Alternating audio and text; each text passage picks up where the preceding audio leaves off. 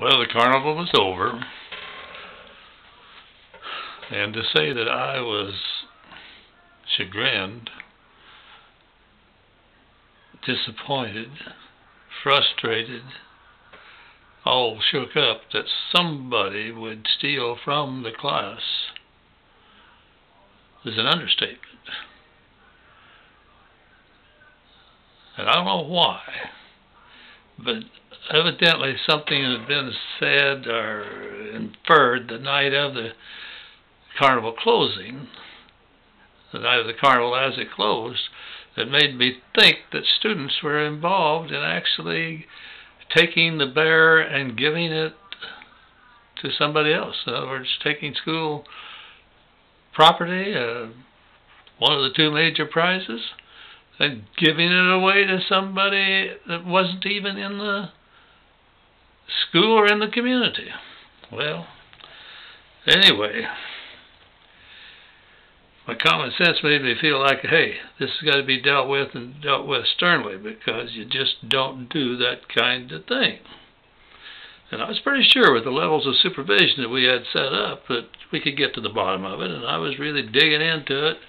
And somebody came to me and said, you need to back off. Let Mr. Browning.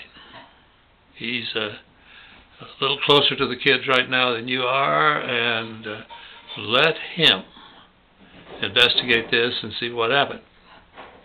So, it was somebody I respected. Don't remember who it was, but I felt like, this person has my interest and the interest of the school at heart. Better listen.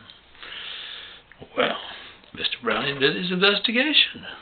And I don't remember all the details, but I do know I was horrified and shocked that the bottom line was that our senior class president, I believe she was the president, our student council president, I think she was the president. If she wasn't, she was an officer. She was an officer. She was one of our top-ranking, most responsible students.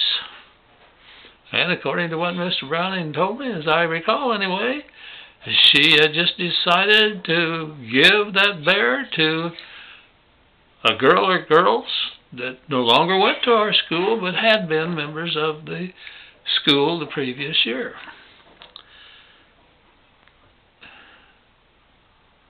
I maybe overreacted.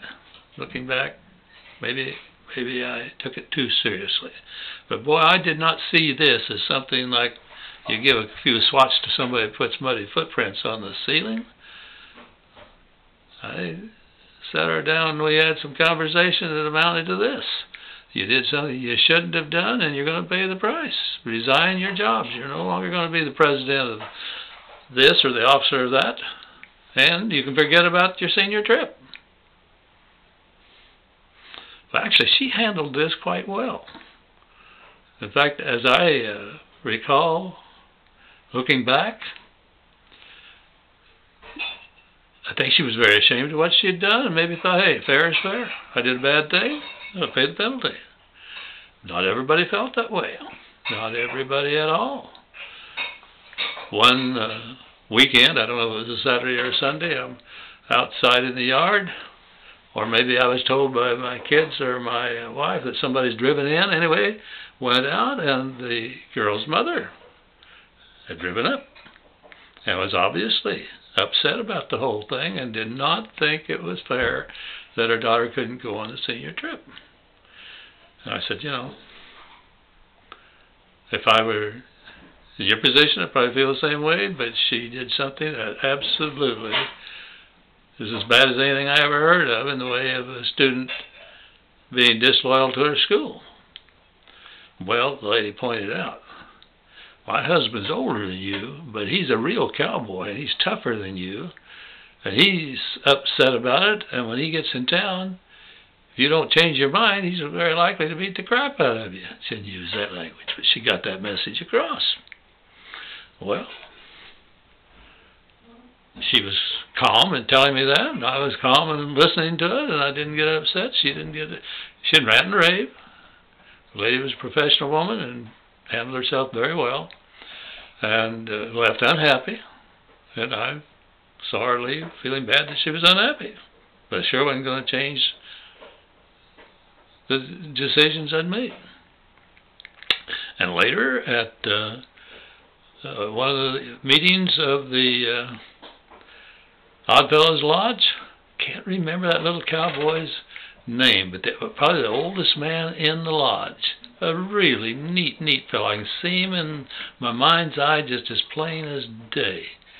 Dressed always neat as a pin. And he struck me as a cowboy. And he said, "Professor, about that girl, if it's the money, I'll gladly pay whatever she owes." And I said, "Sir, it's not the money. And I appreciate what you're saying.